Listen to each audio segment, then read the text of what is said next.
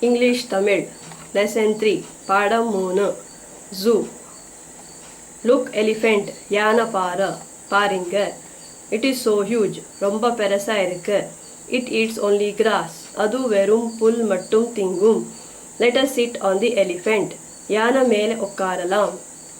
Daddy look there monkey அப்பா அங்க பாருங்க குரங்கு There are two isn't it ரெண்டு இருக்குல்ல Give banana வாழைப்பழம் கொடுங்க